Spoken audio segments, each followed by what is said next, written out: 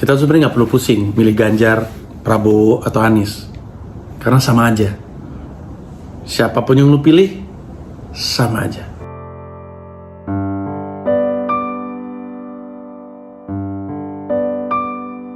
Halo teman-teman, balik lagi di Upin Upin Podcast. Kali ini kita kedatangan tamu Bang Panji Pragiwaksono. Silakan Bang Panji. Ayo kita mau dengerin tentang ngomongin apa ya kita ya? Ngomongin tentang Pilpres 2024 gimana nih? Ada 3 calon nih. Menurut Bang Panji gimana nih? Banyak orang nanya sama gue, Mas Panji milih siapa? Dan gue selalu bilang ya belum tahu, belum punya jawaban, dan memang betul. Cuman yang gue pengen kasih tahu adalah sebenarnya sama aja. Lu mau milih Ganjar, mau milih Prabowo, mau milih Anies, sama aja. Gue punya sejumlah argumennya.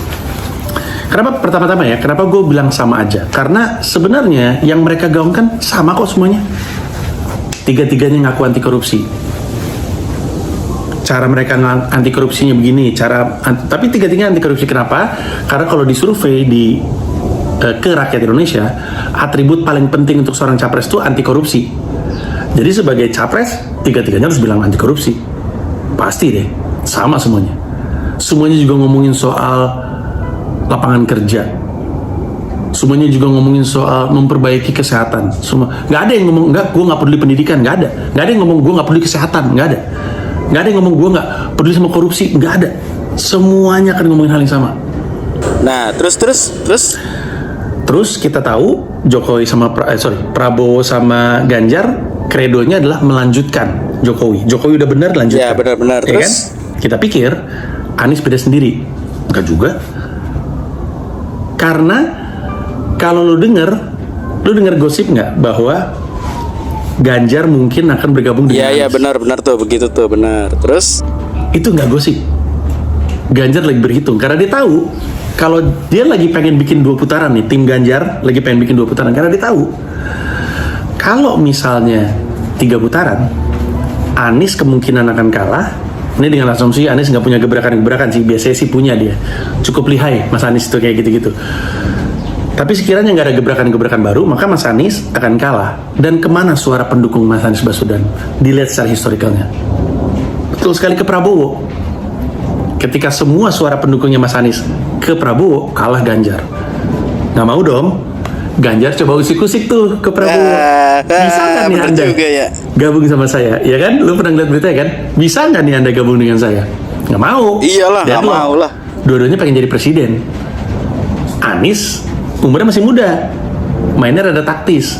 Mungkin mau jadi wapres, mungkin. Tapi tujuannya sama. Ganjar pengen gabung sama Prabowo supaya menang, supaya cuma 2 putaran. Karena fix pasti menang, kalah deh tuh Anies dah. Nggak mau kan? Nggak lock deal kan? Pada saat yang bersamaan. Jadi kan lagi di PSI lagi ngajuin ke MK supaya umur cawapres bisa diturunin supaya Gibran bisa masuk. Saat ini masih, gue dengar berita katanya udah ditolak, tapi gue dengar gosip masih mau kebuka. Karena kalau misalkan ditolak, Ganjar jadi masih punya peluang untuk gabung sama Prabowo. Tapi kalau misalkan tembus, maka Prabowo fix sama Gibran. Ganjar kebingungan. Nah kalau Ganjar kebingungan, Ganjar masuk ke Anies. Ini bukan gosip ini. Emang hitung-hitungannya mengharuskan seperti itu. Mereka nggak peduli. Sekarang gini, kalau emang Anies ternyata antitesisnya Jokowi, lah kok gabung sama Ganjar? Ya karena betul-betul itu sama aja. Nggak usah gitu deh. IKN. Tiga-tiganya ngelanjutin kan, termasuk Anies. Coba lu liatin IKN gimana? Jawabannya Mas Anies kan selalu, itu udah jadi undang-undang, gue harus jalanin mandat undang-undang, mau gimana gitu. Seakan-akan dia nggak mau, terpaksa, tapi ujung-ujungnya dijalanin juga, sama aja. Iya betul juga sih Mas Panji ya. Aduh, ada-ada aja. Beneran deh. Toh pada akhirnya lu milih apa yang insting lu inginkan. Lu sih ngakunya enggak kok, gue pakai logika. Tapi kalau kita ingat apa yang dibahas sama buku Righteous Mind Jonathan Haidt, kita itu milih itu selalu instinktif. Lalu kita gunakan logikanya untuk menjelaskan kenapa kita milih itu. Padahal sebenarnya insting. ujung-ujungnya lo akan milih Ganjar karena lo suka dengan orang yang banyak senyum, yang well groomed gitu. Itu kan hati yang ngomong. Atau lo akan milih Prabowo karena lo nggak suka yang kelemar-kelemar. Atau lo milih Anies karena lo suka bapak-bapak banyak senyum. Apapun itu semua emosi lo yang memilih.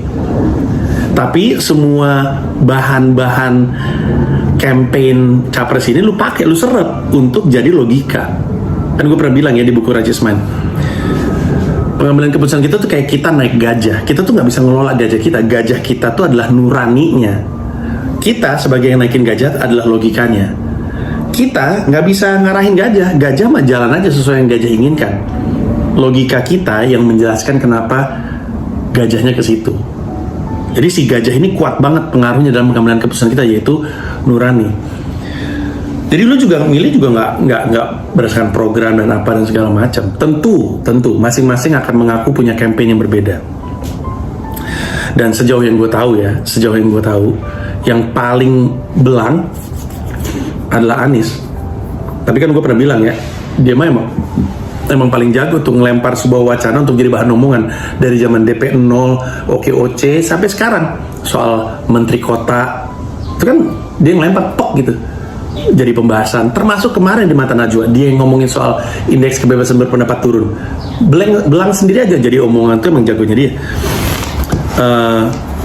Tentu masing-masing akan punya program sendiri-sendiri, tapi ujung-ujungnya sama aja. Karena gimana coba, dulu waktu kampanye kita pikir jangan pilih Prabowo karena kalau misalnya kita pilih Prabowo nanti akan ada terlalu banyak militer. Nah sekarang kabinetnya Pak Jokowi isi militer semua, gimana?